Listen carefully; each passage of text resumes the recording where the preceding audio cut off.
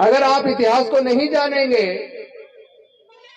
तो जो समस्याएं आज हमारे सामने हैं, जिन परेशानियों से ये पूरा वंचित समाज और पिछड़ा समाज दुखी है,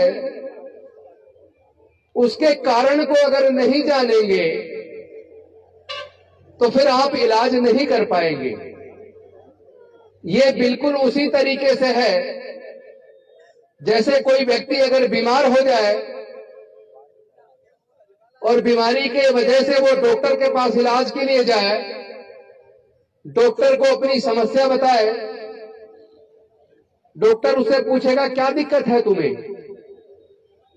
मरीज डॉक्टर को अपनी परेशानी बताएगा, पर आज परेशानी सुनने के बाद डॉक्टर उसकी बीमारी का अंदाजा लगाएगा और अंदाजा लगा के फिर वो दवाई देगा और कहेगा 5 दिन ये दवाई खा लेना, आप ठीक हो जाओगे।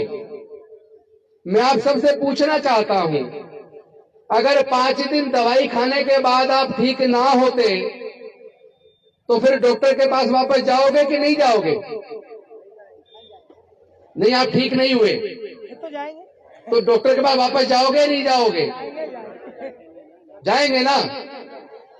जब आप वापस जाओगे और बताओगे कि आपने मुझे जो दवाई दी थी मैंने 5 दिन खा ली लेकिन मुझे आराम नहीं लगा, तो उसके बाद डॉक्टर सोचेगा कि जो अंदाजा मैंने इसकी बीमारी का, इसकी समस्या बताएगी समस्या के हिसाब से लगाया था, इसका मतलब वो बीमारी वो नहीं है, बीमारी इसको कुछ और है। फिर उस बीमारी की कारण को जानने के लिए डॉक्टर आपके ब्लड टेस्ट कराता है नहीं कराता? कराता है ना। वो कई प्रकार के टेस्ट कराता है डॉक्टर। वो कई प्रकार के टेस्ट इसलिए कराता है ताकि वो ये जान ले कि तुम्हें जो बीमारी है उसका कारण क्या है। और जैसे ही ब्लड की रिपोर्ट आती है, खून की जांच या दूसरी जो जांच होती है, जैसे ही उसकी रिपोर्ट आती है और डॉक्टर को बीमारी का असल कारण पता लग जाता है, उसके बाद जब डॉक्टर इलाज शुरू करता है तो तुरंत पहली खुराक से ही आराम लगना शुरू हो जाता है। हो जाता है कि नहीं हो जाता? तो हमारी बीमारी का जो लोग इलाज कर रहे हैं उन्हें हमारे बीमारी के कारण का पता ही नहीं है, इसलिए हमारी बीमारी का इलाज नहीं हो रहा है। हमारी ओबीसी महासभा के प्रदेश के सेक्रेटरी बोल रहे थे कि हमारे सांसद जी ने नारा दिया था, पिछड़ों को सत्ता की बात की थी और तब से पिछड़े मुख्यमंत्री हैं। देखिए, जाति का मुख्यमंत्री होने से बात नहीं बनती। अगर बन जाती तो फिर आज आप परेशान ना होते। बात यह है, खून के रिश्ते से बड़ा रिश्ता विचारधारा का रिश्ता होता है। अगर आपका सगा भाई आपका खून का प्यासा हो जाए, आपको दर्द देने लगे, आपके ऊपर हमला करने लगे, तो आप ऐसे भाई से रिश्ता रखोगे, उससे दूरी बना लोगे? दूरी बना लोगे ना। अगर सपोज करो आप जिस कुएं से पानी पीते हैं उस कुएं में कोई मरा हुआ जानवर डाल दे और वो पानी प्रदूषित हो जाए, उस पानी को फिर आप अगर पियोगे तो आप बीमार होगे कि नहीं होगे? होगे ना। अब बीमार होने के बाद अगर आप उसी जो पानी प्रदूषित है उसी को पियोगे और दवाई भी खाओगे तो आपका इलाज नहीं हो सकता।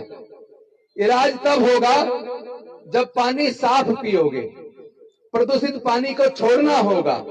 तो आपकी सबसे बड़ी जो बीमारी है वो अंधविश्वास और पाखंडवाद है।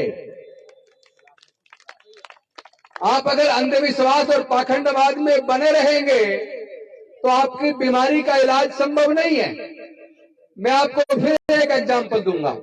मुझे पूरे दुनिया में केवल कोई एक ऐसा उदाहरण बता दीजिए कि कोई व्यक्ति गंभीर रूप से बीमार हो जाए और डॉक्टर कहे कि तुम्हारा ऑपरेशन करना पड़ेगा, तुम 200 यूनिट खून का इंतजाम करो, क्योंकि जब तुम्हारा ऑपरेशन होगा तो खून की जरूरत पड़ेगी।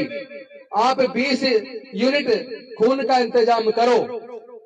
तो मुझे पूरे दुनिया से कोई एक एग्जाम्पल बता दो जिस मरीज का ऑपरेशन होना है, जिसको अपनी जान बचाने के लिए डोनेशन में खून चाहिए, वो ये कहता हो मुझे तो केवल ब्राह्मण का खून चाहिए, या मुझे केवल क्षत्रिय या वैश्य का खून चाहिए, या मुझे केवल ईसाई का या मुस्लिम का खून चाहिए।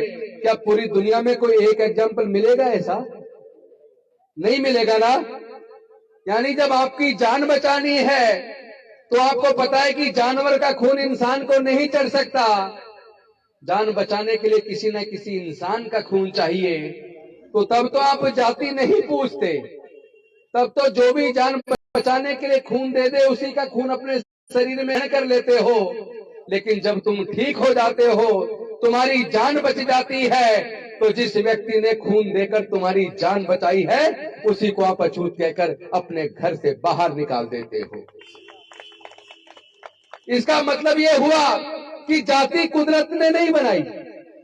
अगर जाति कुदरत ने बनाई होती तो अमेरिका में भी जाति होती, इंग्लैंड में भी जाति होती, फ्रांस में भी जाति होती, इटली में भी जाति होती, स्पेन में भी जाति होती, रसिया में भी जाति होती, कोरिया में भी जाति होती, जापान में भी जाति होती, चीन में भी जाति होती, ऑस्ट्रेलिया में भी जाति होती, न्यूजीलैंड में भी जाति होती। जब पूरी दुनिया में जाति नहीं है तो केवल भारत में जाति क्यों है? क्या इस पर चर्चा होनी चाहिए कि नहीं होनी चाहिए कि भारत में जाति क्यों है और जाति किसने बनाई? जाति किसने बनाई और जाति के बनने से किसको फायदा हुआ और जाति के बनने से किसको नुकसान हुआ? जब तक आप इस बात को नहीं समझोगे तब तक आप अपनी समस्याओं से छुटकारा नहीं पा सकते।